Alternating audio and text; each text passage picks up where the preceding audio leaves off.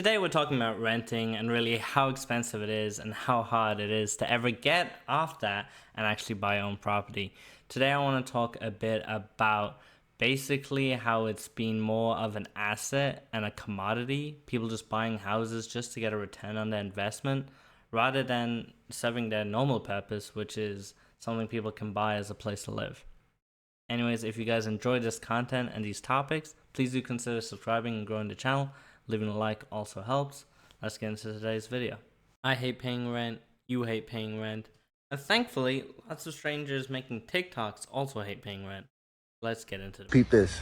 So we got this building for $200,000. I'm gonna give you an example why rents and everything is just gonna keep going up. Like this, life's unaffordable. So this is a beautiful building we got for 2.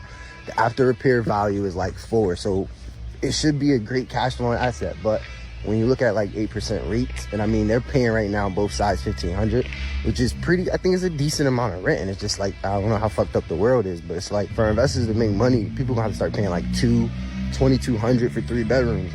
I mean, first of all, this is like the fundamental issue, right? In the Western world, primarily, all housing is pretty much seen as an asset. Whether you own it, right, and that's your house, you think, okay, I have equity in the house, that's good assets, value, great. Or if you're like a landlord or even a business, because businesses are getting in on the game now. So when you're trying to buy that house, that apartment, you're not competing with other people anymore. You're now competing with businesses. That's fun. But essentially, like in a lot of Asia and stuff, people just buy houses to live in. And a lot of people live at home until they can go buy the house. So the rental market isn't that big. Whereas here, yeah, you just like have to rent because you do essentially get forced out of the house pretty early, especially after college. And then if you have to move to a different city for work, you're gonna end up renting. And yeah, like this is a great example. You just got people talking about interest rates and the return on investment. Like that's all like it is to people now is just how can we profit off this? Like it's ridiculous.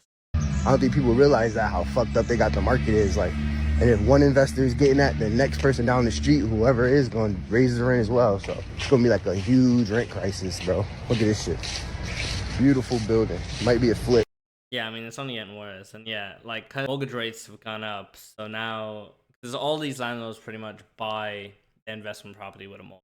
They don't really buy them cash. So they bought them at like 2-3% rates. Their payment might be, say, on something like this, maybe 1,000 a month. But now the interest rates go up. Now their repayment is 1,500 a month, right? So they're now losing 500 a month. That's how it is. It just don't make sense. Don't make sense to keep. I don't know, but it's fucked up. Rent in Seattle is fucking insane. Yeah, Seattle, I think, is not it. From what I've heard. Don't have first. I don't have any plans on moving, but I was just curious because I was like, well, me and my partner would eventually like to get like a townhouse or a house or maybe a 2-bedroom apartment. Right now we live in a 1-bedroom, 1-bath, but it is rent controlled. And 1 bed, 1 bath gang right here, except rent control. I don't know what that. some fashion or another. But when I was looking at these like little houses, like I'm talking 1-bedroom, 1-bath house, barely got a yard, $3,000 to fucking $5,000. And you're like, oh, maybe because of the view or maybe because of. To be fair, I wouldn't even bother like renting a house. I feel like just rent an apartment, try to save as much as you can, buy a house, but I say it like it's that easy. Just not.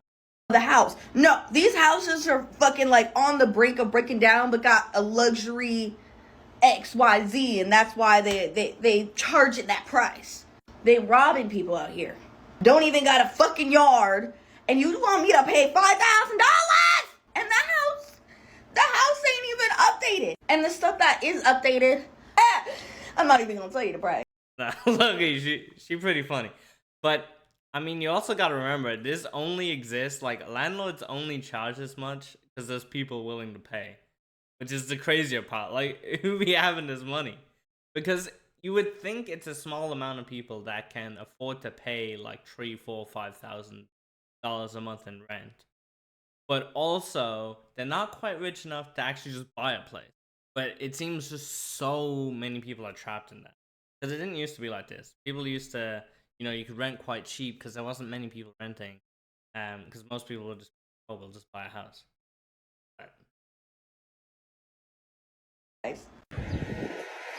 Now, hopefully, the landlords and all the homeowners don't come and burn my timeline down about this. But something has got to be done about these high rent qualifications.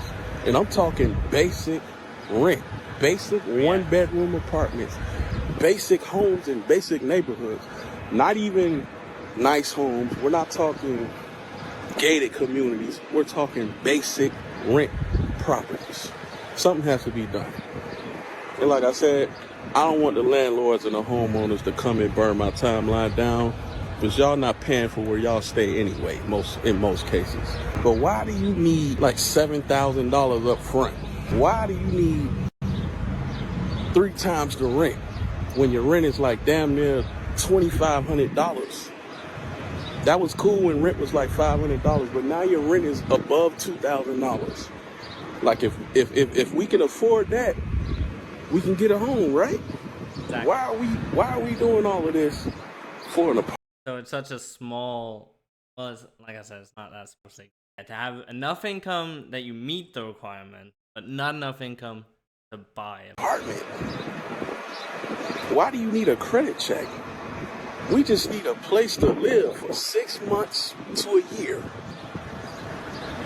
Who are you trying to keep out? The common American? I'm not trying to go live in Teeter-Totter, Arkansas, or Murphy, New Jersey, where the town shut down at 7 p.m. just so that I can have a place to stay that's affordable. How are we expecting people to rent when they have to pay first and last month's rent plus a security deposit? I have a family member, he's not on this app, and he is trying to get into an apartment complex, big corporate-owned apartment complex here in Tampa. 2-bedroom, 1 bath, 800. This is a great example as well. So yeah, a lot of just big complexes, apartment complexes. Probably even crazier in the US, because in the UK it's not as corporate as the. But then again, in the UK, I'm not sure. But either way, a lot of these are just owned by like company X. Just owns this $10-15 million complex. They rent it to you. It's their business model. Like, what's your business model? Oh yeah, I just charge people rent. That's nothing productive for society. You can argue, you know, somebody has to provide housing, but to this extent, it's just being absolutely an asset. Square feet, $1,600 a month. They have horrible reviews on Google. Not a great part of town, but it's what he can afford right now, and you know, it's going to be, he knows it's a temporary thing. So he asked me if I'd be willing to co-sign on this apartment because this apartment complex is asking for first and last month's rent plus a large security deposit. And I said, no problem. I'd rather you take that money that you would normally have to apply towards the application process to get moved in and instead focus on like buying yourself groceries when you get moved in and having the funds to set up your utilities and all the things. And I went ahead and submitted all the documents that they asked of me, which was 3 months worth of bank statements, our 2023 tax return, as well as copies of contracts and payments made for my clients because I'm a 1099 employee, to show them that basically if for some reason he weren't able to pay his rent, it would default to me, and including my social security number, so they'd come after me.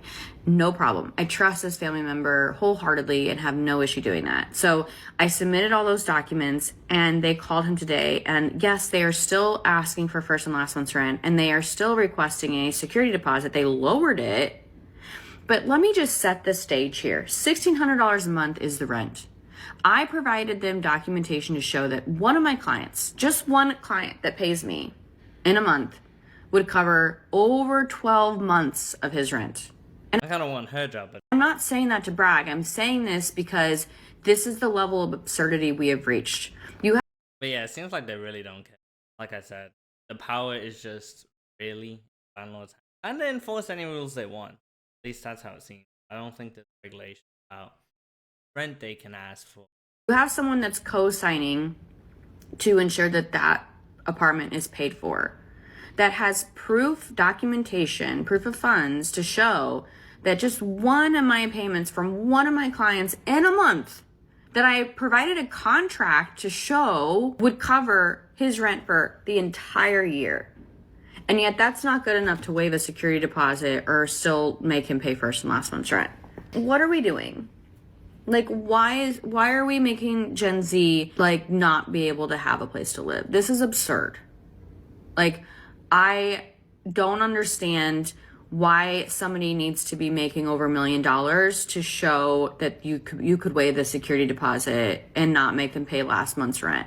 Like, I essentially showed them collectively that my husband and I make, I'm not going to say how much it is, but it's absurd. Because if he doesn't have a cosigner, like, how do people move into those places then? Yeah, it is pretty crazy, but it's just really how it is. It's just all about a money-making asset. That's what it comes down to. If you are renting off somebody, amateur landlord, where they bought that property, that was their first property, house, and they decided to keep the apartment to rent it out. Unfortunately, my mic kind of cut out through that video. Not ideal. I hope you guys still enjoyed it. If you did and want to see more of this content, please do consider subscribing, growing the channel, and I'll see you guys next time.